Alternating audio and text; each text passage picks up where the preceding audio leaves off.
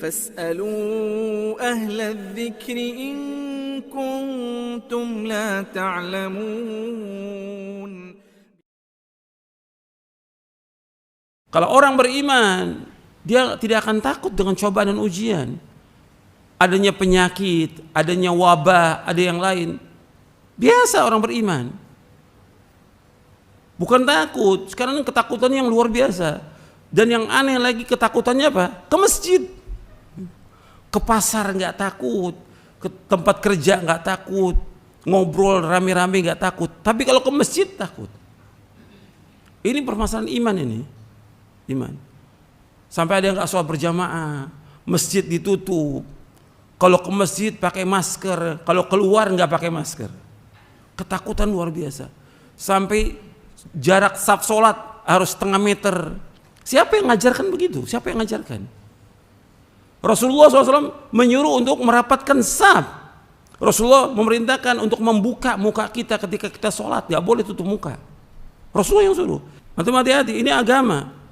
Ini ujian. Kita ngadapin ujian biasa. Sebagaimana anak kita juga ujian. Anak kita apa kita jauhkan? Jadi didik anak itu. Anak ujian. Allah menyebutkan demikian dalam Al-Quran. Rasul menyebutkan, tetap dididik anak ini. Tetap waktunya sholat, sholat nggak itu ibunya? Wajib sholat. Meskipun anak sebagai ujian.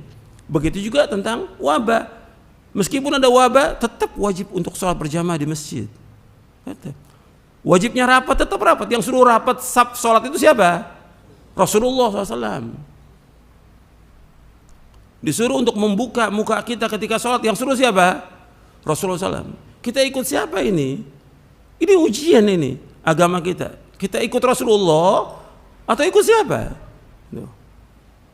Di sini yang kita ikut bagaimana kita ittiba kepada Rasulullah SAW.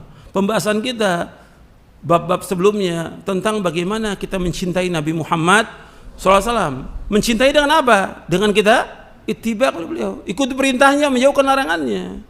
Bukan takut ke masjid, ke pasar berani, ke kantor berani, ke masjid takut.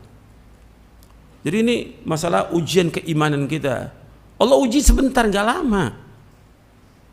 Makanya kita dengan ujian ini disuruh kita untuk sabar. Sabar bukan berarti diam, sabar melakukan kata-kata Allah, tetap jalan. Sabar dengan menjauhkan perbuatan dosa dan maksiat. Sabar juga dalam menghadapi takdir yang buruk. Karena di akhir ayat itu Allah sebutkan wa ilaina turja'un. Kepada kamilah kalian akan dikembalikan. Artinya kita semua akan kembali kepada Allah. Kalau kita akan kembali kepada Allah, perlu persiapan atau tidak? Perlu persiapan, wajib. Dengan melakukan amal-amal soleh. Berlomba kita melakukan amal soleh. Bukan dengan wabah kita diam. Bukan dengan wabah kita nggak ada kegiatan apa-apa. Tetap jalan melakukan ibadah kepada Allah. Dan kita harus yakin bahwa Allah tidak akan mengenakan kepada kita kecuali apa yang Allah takdirkan. Itu orang beriman. Allah sebutkan dalam surah At-Taubah ayat 51, "Qul la yusibana illa ma kataballahu lana huwa maulana wa 'alallahi falyatawakkalul mu'minun." Katakanlah tidak akan menimpa kita kecuali apa yang Allah sudah takdirkan buat kita. Allah pelindung kita, Allah penolong kita. Dan kepada Allah lah orang-orang yang beriman tawakal. Jadi yang dipertanyakan sekarang ini, di mana iman kita, di mana tauhid kita, di mana ilmu kita, di mana amal kita, di mana rasa takut kita kepada Allah. Bukan takut kepada wabah, bukan takut kepada corona, takut kita kepada Allah. Kenapa sampai kita korbankan agama? Karena ada wabah ini. Jangan korbankan agama, jalan terus untuk beribadah kepada Allah. Jangan takut. Kalau seandainya ditakdirkan Allah, orang itu terkena kemudian meninggal, ajal, sudah ajal. Ada corona, nggak ada corona, tetap orang mati atau tidak? Mati. Sebelum corona juga ribuan orang, puluhan ribu orang mati setiap hari. Jangan ditakuti. Dan jangan menakut-nakuti orang lain. Ini karena berita yang ada, antum takutnya luar biasa. Sehingga apa? Merusak iman. Kalau beriman, ditakut-takuti, bagaimana? Tambah berani. Seperti Allah sebutkan dalam surah Ali Imran, Innan nasa qad jama'u lakum fakhshawhum fazadahum imana wa qalu hasbunallahu wa ni'mal wakil. Kata orang-orang munafik, sesungguhnya orang ini kumpul untuk menyerang kalian para sahabat. Fakhsyawhum, takut kepada mereka. Fazadahum imana, tambah imannya. Ditakut-takuti orang beriman, bukan tambah takut, tambah imannya. Dan mengatakan cukuplah Allah sebagai pelindung kita, Allah sebagai penolong kita. Itu orang beriman. Dan Allah sebutkan orang yang suka nakut-nakuti. Allah sebutkan apa? Di lanjutan ayat itu, innama dzalikumus syaitanu yukhawwifu awliya'a fala takhafuhum wa khafuni in kuntum mu'minin.